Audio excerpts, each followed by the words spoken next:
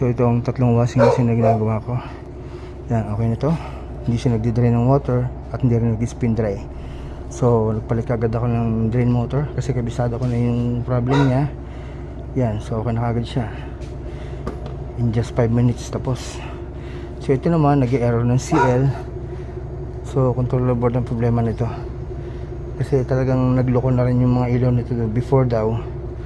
And then yan, tinitry ko siyang i-reset, hindi na rin talaga makuha, which means board talaga. Marami na ako nagawa rin na kahit ibang brand na hindi na makuha sa reset. Yung napalitan ng bagong board, okay na. Then ito naman, sira na yung apat na suspension niya. So kailangan palitan yung apat na suspension para hindi siya makabog kapag siya nag-spin dry. Pero okay, maandar naman siya, magandang ikot.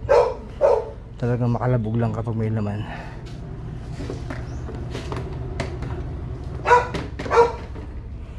Yan, so bulok na rin yung body. So tinalian ng alambre nung dating gumawa. Yan, okay naman. So talagang sira lang yung suspension kaya siya makalabog. So ito, talanggal ko na yung isang suspension niya para paparisan ko. Hahanap ako ng pyesa para mapalitan apat na suspension na yan.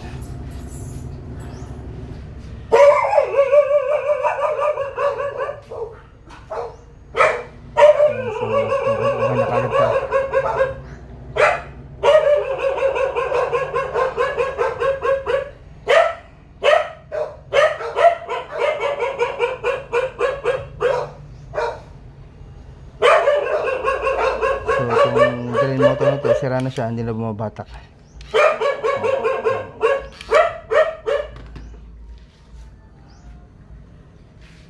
Yan, so ang tatlong washing machine ang nagawa ko. Yan, ito okay na. Ito yung drain motor, tapos kagad. Ito naman, kakambas ko pa yung board nito. Ito, hanap ko ng pyesa. Apat na piraso ng suspension. Ingay mo, doggy.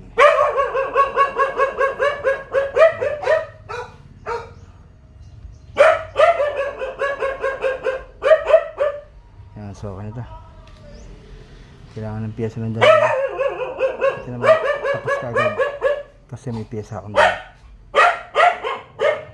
Drain motor. Thank you Lord, kuha naman ang sarang washing machine.